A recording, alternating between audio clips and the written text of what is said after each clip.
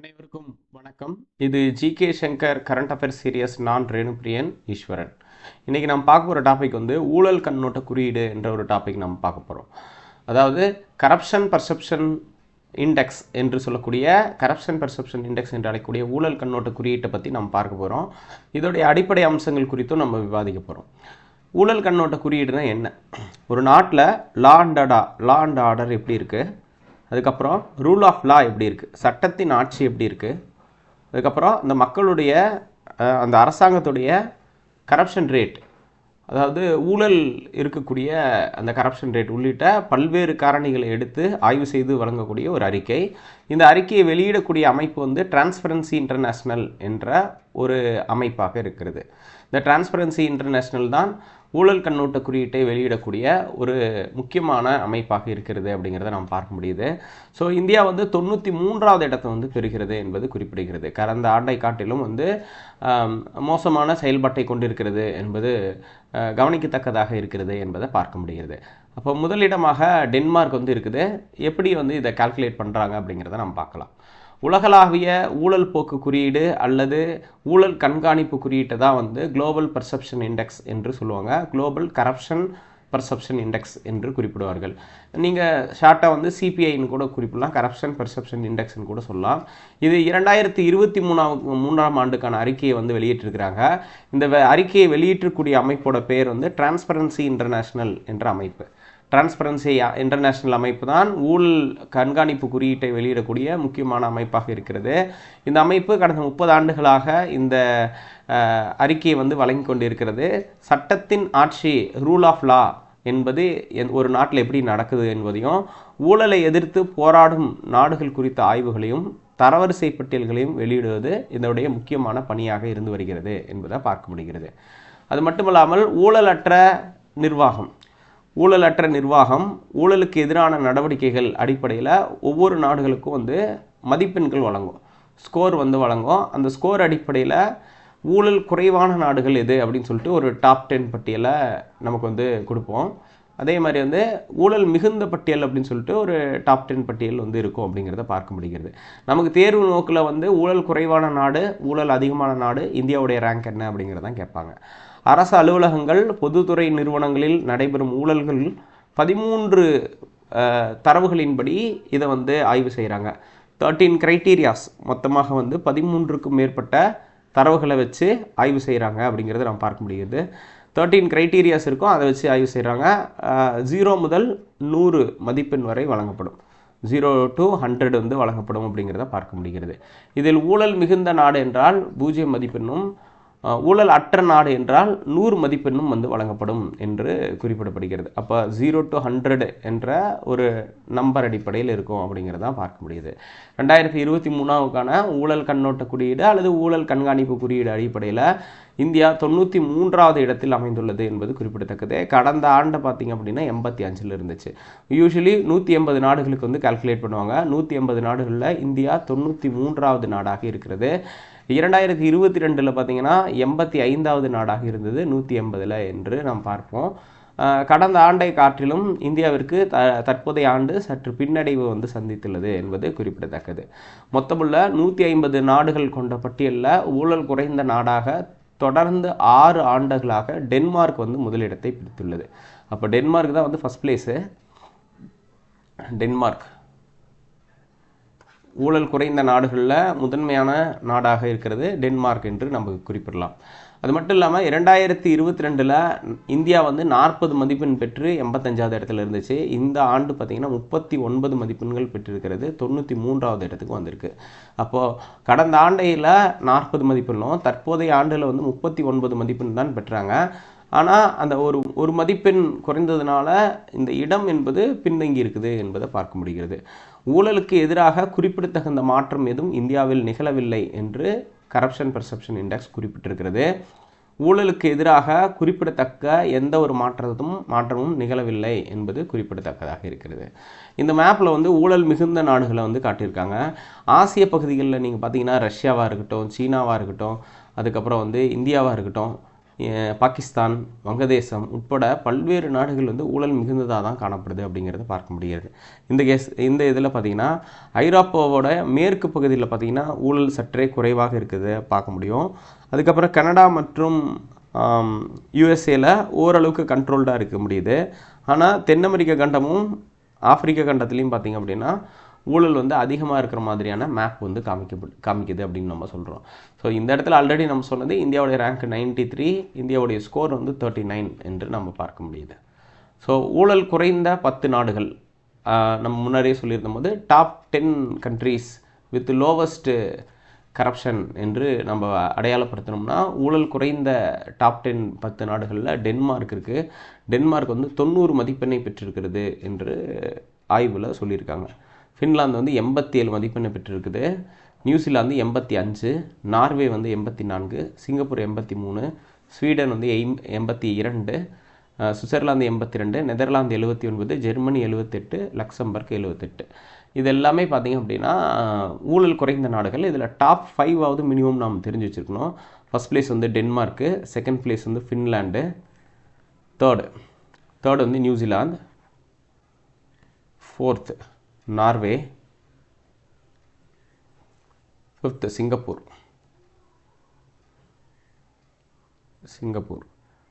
போன்ற நாடுகள் வந்து இதில் வந்து ஊழல் வந்து குறைந்த நாடுகளாக இருக்குது அப்படின்னு நம்ம பார்க்க முடியுது. டென்மார்க் வந்து கண்டினியூஸ்லாக சக்ஸஸிவாக 6 இயர்ஸ் 6 ஆண்டுகள் வந்து ஊழல் குறைந்த நாடாக இருக்குது அப்படிங்கிறத பார்க்க முடியுது. நெக்ஸ்ட்டு ஊழல் மிகுந்த நாடுகள். ஊழல் மிகுந்த நாடுகளாக சோமாலியா வந்து 11 மதிப்பெண்கள் மட்டுமே பெற்றிருக்கிறது. சோமாலியா முதல் இடத்தில் இருக்குது. உலகிலேயே ஊழல் மிகுந்த நாடு என்று கேட்டால் சோமாலியா தான் சொல்லுவோம். சோமாலியா வந்து ஊழல் மிகுந்த நாடாக இருக்குது. வெனிசுலா பார்த்திங்க அப்படின்னா 13 மதிப்பெண்களை பெற்று 2வது இடத்துல இருக்குது ஊழல் மிகுந்த நாடுகளில். சிரியா வந்து 3வது இடம், தெற்கு சூடான் வந்து 4, ஏமன் வந்து 5, நிகாரகுவா வந்து 6, வடகொரியாங்கிறது 7, ஹைதி என்ற நாடு வந்து 8, ஈக்வட்டோரியல் கினியா என்பது 9, துர்மெகிஸ்தான் என்பது 18 மதிப்பெண்களை பெற்று 10வது இடத்தில் உள்ளது. இதை நம்ம புரிஞ்சுக்கும் போது எப்படி சொல்லணும்னா ஓவராலாக 180 ரேங்க்ஸ். அப்போ அந்த 180 லாஸ்ட் ரேங்காக சோமாலியா இருக்குது. அப்போ அதுக்கு முன்னாடி வந்து வெனிசுலா இருக்குது அப்படின்னு சொல்லிட்டு நீங்கள் ரேங்க்கை கூட லிஸ்ட் அவுட் பண்ணிக்கலாம். அப்படி இல்லைனா லாஸ்ட்டு 10 எது அப்படிங்கிற அடிப்படையில் நீங்கள் புரிந்து கொள்ளலாம். ஸோ அதற்கு அடுத்தது தெற்காசியாவை பொறுத்தவரையில் பாகிஸ்தான் வந்து 133வது இடத்துல இருக்குது. பாகிஸ்தான் வந்து 133வது இடத்துல இருக்குது. இலங்கை வந்து 115வது இடத்துல இருக்குது அப்படிங்கிறத பார்க்க முடியாது. அப்போ தெற்காசியாவை பொறுத்தவரை பாகிஸ்தான் 133வது இடத்திலும் இலங்கையை பொறுத்த வரைக்கும் 115வது இடத்திலும் உள்ளது என்பதை நாம் பார்க்க முடிகிறது. கடன் சுமை, அரசியல் நிச்சயமற்ற சூழலை எதிர்கொண்டு வரும் இந்த நாடுகள் ஊழல் மிகுந்து காணப்படுகிறது என்று குறிப்பிடுறாங்க. பாகிஸ்தானுடைய ரேங்க் வந்து 133, இலங்கை பார்த்திங்கன்னா 115. இலங்கைக்கு ரொம்ப முக்கியமான பிரச்சனையாக கடன் பிரச்சனை தான் இருக்குது. அவங்களுடைய டூரிசத்திலிருந்து, டீ எக்ஸ்போர்ட்லேருந்து, டெக்ஸ்டைல்லேருந்து நிறைய சிக்கல்கள் அவங்க இருந்ததுனால இந்த பின்னடைவை வந்து அவங்க சந்திச்சிருக்காங்க அப்படிங்கிறத பார்க்க முடிகிறது. அதற்கு அடுத்து பார்த்திங்க அப்படின்னா 2 நாடுகள்லேயும் நீதித்துறை வந்து வலுவாக இருக்குது அப்படிங்கிற ஒரு சூழல். வலுவான ஊழல் கண்காணிப்பை அரசு உறுதிப்படுத்த உதவுகிறது என்பது அந்த அறிக்கையில் சொல்லியிருக்காங்க. வங்கதேசம் இந்த பட்டியலில் 149வது இடத்துல இருக்குது. ஊழல் மிகுந்த இந்த இடத்துல வந்து 149வது இடத்துல இருக்குது. கடந்த 10 ஆண்டுகளில் 37 லட்சம் அரசு ஊழியர்கள் மீது கடும் நடவடிக்கை எடுக்கப்பட்டிருக்கிறது என்பது தீவிர ஊழல் தடுப்பு நடவடிக்கைகளை மேற்கொண்டு வரும் சீனா 76வது இடத்துல உள்ளது. அப்போ சீனா பார்த்திங்கன்னா 76th பிளேஸில் இருக்குது. இந்தியா வந்து 93rd பிளேஸில் இருக்குது. ஸோ இந்தியாவோட சீனா வந்து நல்லா பர்ஃபார்ம் பண்ணியிருக்கு அப்படிங்கிறத பார்க்க முடிகிறது. இந்த குறியீட்டில் உலக நாடுகளின் சராசரி மதிப்பெண் வந்து 43ஆக உள்ள நிலையில் ஆசியா மற்றும் பசிபிக் பிராந்தியத்தில் 71% சராசரி மதிப்பு வந்து 45ஆக வந்து உயர்ந்துள்ளது. ஏஷியா பசிபிக் ரீஜனில் ஆவரேஜ் பார்த்திங்க அப்படின்னா 45 என்று நம்ம குறிப்பிடலாம். அது மட்டும் இல்லாமல் இந்த பிராந்தியத்தில் அமைந்துள்ள நாடுகளில் தேர்ந்தெடுக்கப்பட்ட அரசுகள் ஊழலுக்கு எதிரான நடவடிக்கையில் போதிய அளவில் மேற்கொள்வதை காட்டுவதாக அறிக்கையில் சொல்லியிருக்காங்க அப்படிங்கிறதை பார்க்க முடியுது. ஆனால் இந்தியாவை பொறுத்த வரைக்கும் பார்த்திங்கன்னா ஊழலுக்கு எதிரான நடவடிக்கையில் கொஞ்சம் பின்னடைவு இருக்கிறதா இந்த அறிக்கை வந்து சொல்லுது அப்படிங்கிறத பார்க்க முடியுது. இப்போ இந்தியா வந்து ஊழலுக்கு எதிராக என்னென்ன நடவடிக்கைகளை செஞ்சுருக்கு, என்னென்ன ஆக்ஷன்ஸ் எடுத்திருக்கு அப்படிங்கிறத நம்ம பார்க்கலாம். இந்தியாவில் ஊழல் ஒழிப்பு தொடர்பான சட்டங்கள் வந்து நிறைய இயற்றப்பட்டிருக்கிறது. அமைப்புகள், ஊழலை ஒழிப்பதற்கான நிறைய அமைப்புகள் இருக்குது அப்படிங்கிறத நம்ம பார்க்க முடிகிறது. பப்ளிக் சர்வன்ஸ் என்கொயரி ஆக்ட் என்று ஒன்று 1850 முதல்ல பிரிட்டிஷ் அரசு கொண்டு வந்தது. பொதுப்பணியாளர் விசாரணை சட்டம் என்று அது தமிழில் அழைக்கப்படுகிறது. பொதுப்பணியாளர் விசாரணை சட்டம் 1850 இயற்றப்பட்டது. அதுக்கடுத்து ஐபிசி சட்டம் வந்து கொண்டு வரப்பட்டது. இந்திய தண்டனை சட்டம் 1860 அப்படிங்கிறது குறிப்பிடத்தக்கது. இப்போ அதோடைய பேர் வந்து பிஎன்எஸ்ன்னு மாற்றிட்டாங்க. ஸோ அப்போ பிஎன்எஸ் பாரதிய நியாய சங்கீதா என்று நம்ம குறிப்பிடுறோம். இது வந்து 2023 செயல்பட்டு வரக்கூடிய ஒரு சட்டமாக இருக்கிறது. இப்போ புதிய சட்டமாக இருக்குது அப்படிங்கிறத நம்மளால் பார்க்க முடிகிறது. ஸோ அதற்கு அடுத்ததாக ஸ்பெஷல் போலீஸ் எஸ்டாப்ளிஷ்மெண்ட் ஆக்ட் 1941 இருக்குது அப்படிங்கிறத நாம் பார்க்க முடிகிறது. So special police establishment act 1941, Delhi special police establishment act 1946 என்று நாம் குறிப்பிடலாம். டெல்லி சிறப்பு காவல்படை சட்டம் 1946 வெறும் பொதுவான சிறப்பு காவல்படை சட்டம் 1941 வந்திருக்கு. அப்போ 41 1946 என்று நம்ம குறிப்பிடுவோம். சிபிஐலாம் வந்து இதை பேஸ் பண்ணி தான் பின்னாடி வந்து அமைப்பாங்க அப்படிங்கிறத நம்ம பார்க்க முடியுது. டெல்லி சிறப்பு காவல்படை சட்டம்னு சொல்லிட்டு. Next commission of enquiry act 1952, அதாவது விசாரணை ஆணைய சட்டம் 1952 என்று என்கொயரி கமிஷன் ஆக்ட் என்று சொல்வார்கள். என்கொயரி கமிஷன் ஆக்ட் அல்லது கமிஷன் ஆஃப் என்கொயரி ஆக்ட் 1952 இது என்ன பண்ணுது அப்படின்னா, political leaders and eminent public பர்சன்ஸ்க்கு எதிராக இந்த கமிஷன் வந்து அமைக்கப்படும் அப்படின்னு வந்து குறிப்பிடுவாங்க. அப்போ அரசியல் பிரமுகர்கள், சமூகத்துடைய முக்கிய பிரமுகர்கள் ஊழல் குற்றச்சாட்டுக்கு உள்ளானாங்கன்னா அவங்கள விசாரிக்கிறதுக்குன்னு ஒரு தனி ஆணையம் வந்து அமைக்கப்படும் அப்படின்னு சொல்லுவாங்க. அதுதான் என்கொயரி கமிஷன் என்று நம்ம குறிப்பிடுவோம். நெக்ஸ்ட் வந்து பார்த்திங்கன்னா CBI, central bureau of investigation 1963 வந்து அமைக்கிறாங்க. ஸோ அதுக்கப்புறம் வந்து பார்த்திங்க அப்படின்னா சிவிசி ஆக்ட் அப்படின்னு சொல்லிட்டு 2003 வரும். மத்திய கண்காணிப்பு ஆணைய சட்டம் வந்து 2003 வரும். அதுக்கு முன்னாடியே பார்த்திங்கன்னா சிபிஐ சிவிசின்னு 2 அமைப்பு அமைக்கிறாங்க. CBI 1963 CVC central vigilance commission வந்து 1964 உருவாக்கப்பட்டது. இந்த சிவிசிக்குன்னு ஸ்டாச்சுட்டரி ஸ்டேட்டஸ் கொடுத்தது சிவிசி ஆக்ட் 2003. அப்போது சிவிசி ஆக்ட் 2003 அடிப்படையில் தான் சட்டப்பூர்வ நிறுவனமாக மத்திய கண்காணிப்பு ஆணையம் செயல்பட்டு வருகிறது என்பது குறிப்பிடத்தக்கது. மாநில கண்காணிப்பு ஆணையமும் பார்த்திங்க அப்படின்னா 1964 தான் வந்துச்சு அப்படிங்கிறத நாம் பார்க்க முடிகிறது. நெக்ஸ்ட்டு பார்த்திங்கன்னா மத்திய குடிமை பணிகள் நடத்தை விதிகள்னு ஒன்று வெளியிடுறாங்க.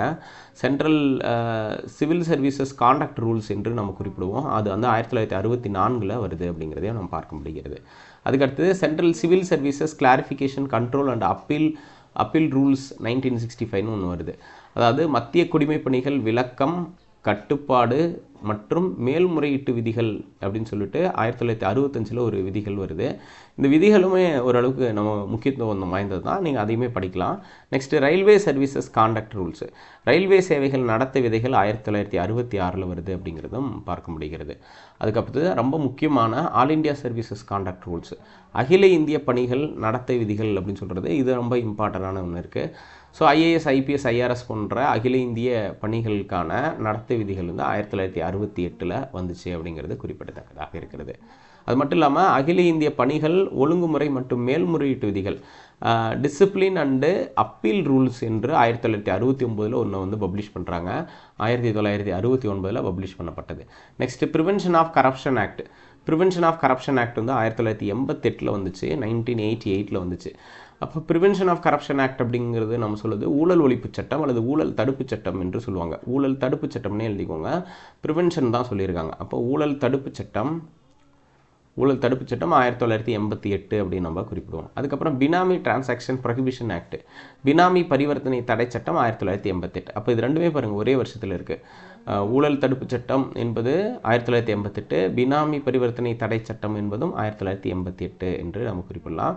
இது ஒரு கோயின்சைடான ஒரு இயராக வந்து வச்சுக்கலாம் அப்படிங்கிறத நம்ம பார்க்க முடியுது. Next directorate of public grievances in cabinet secretariat, அதாவது கேபினெட் செயலகத்தில் பொதுமக்கள் குறைதீர் இயக்குநரகம் வந்து 1988 அமைக்கப்பட்டது. இதுவும் அதே வருஷத்தில் தான் இந்த ரெட்ரஸலுக்காக public grievances in cabinet secretariat என்று குறிப்பிடுவார்கள்.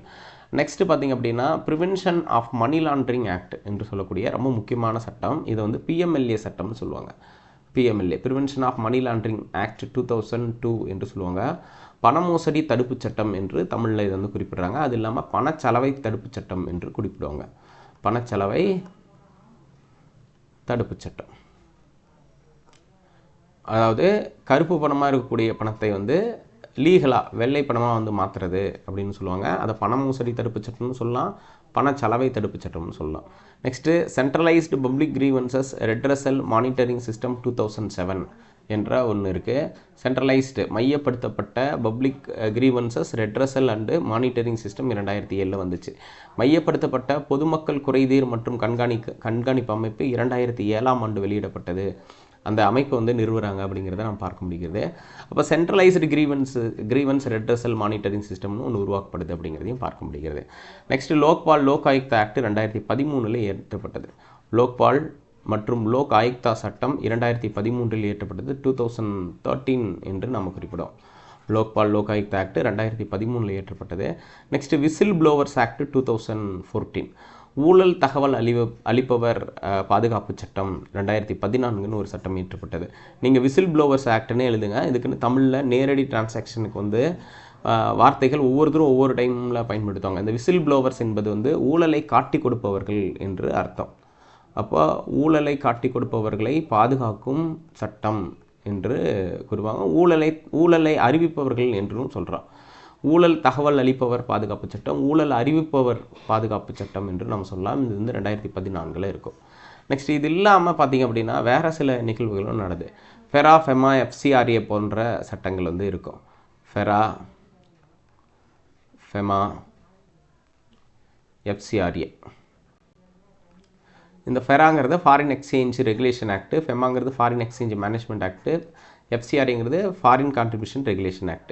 அப்போ ஃபாரின் எக்ஸ்சேஞ்ச் ரெகுலேஷன் ஆக்ட் என்பது 1973 வருது. அந்நிய செலாவணி ஒழுங்குமுறை சட்டம் 1973 இயற்றப்படுது. அதுக்கப்புறம் அதற்கு மாற்றாக ஃபெமா சட்டத்தை கொண்டாங்க, ஃபாரின் எக்ஸ்சேஞ்ச் மேனேஜ்மெண்ட் ஆக்ட். அந்நிய செலாவணி மேலாண்மை சட்டம் 1999 இயற்றப்படுது அப்படிங்கிறது நம்ம பார்க்க முடிகிறது. ஃபெரா சட்டத்தை புக்கில் 1974 கொடுத்துருப்பாங்க, foreign exchange regulation act. But ஆக்சுவலாக அதோடைய வருஷம் வந்து 73 தான் சரியானது.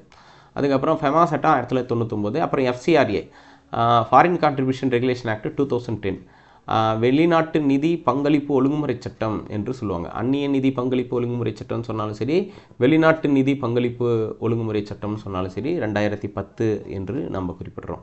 ஸோ அது மட்டும் இல்லாமல் நம்ம real estate regulation and development act என்று 2016 கொண்டு வந்தோம். ரியல் எஸ்டேட் ஒழுங்குமுறை சட்டம் 2016 என்று நம்ம குறிப்பிடுவோம். ரியல் எஸ்டேட் ஒழுங்குமுறை சட்டத்துக்கு இதுக்கு என்ன லிங்க் அப்படின்னு நம்ம பார்த்திங்க அப்படின்னா, பெரும்பான்மையான கருப்பு பணங்களை வந்து ரியல் எஸ்டேட் துறையில் முதலீடு பண்ணுவதாக ஒரு குற்றச்சாட்டு எழுந்த அப்புறம் இந்த சட்டங்கள்லாம் மாற்றி அமைக்கப்பட்டது அப்படிங்கிறத நம்ம பார்க்க முடிஞ்சது. ஸோ இதெல்லாம் தான் வந்து இந்த கரப்ஷன் பர்செப்ஷன் இண்டெக்ஸ் ஓரியன்டாக இருக்கக்கூடிய ரொம்ப முக்கியத்துவம் வாய்ந்ததாக இருக்கிறது. ஊழல் கண்ணோட்ட குறியீட்டில் இந்தியா வந்து 93வது இடத்துல இருக்குது. இந்தியாவுடைய மதிப்பெண் 39. ஊழல் கண்ணோட்ட குறியீட்டில் தொடர்ந்து 6 ஆண்டுகளாக முதலிடத்தில் இருக்கக்கூடியது வந்து டென்மார்க் என்ற ஒரு அமைப்பு. இந்த ஊழல் கண்ணோட்ட குறியீட்டை வெளியிடக்கூடியது, கரப்ஷன் பர்செப்ஷன் இண்டெக்ஸை வெளியிடக்கூடியது டிரான்ஸ்பரன்சி இன்டர்நேஷ்னல் என்ற ஒரு அமைப்பு வந்து வெளியிடுகிறது என்பதை நம்ம பார்க்க முடிகிறது. ஸோ இதுதான் இன்றைக்கான டாப்பிக்கு. மீண்டும் ஒரு முக்கியமான டாப்பிக்கில் சந்திக்கலாம். நன்றி, வணக்கம்.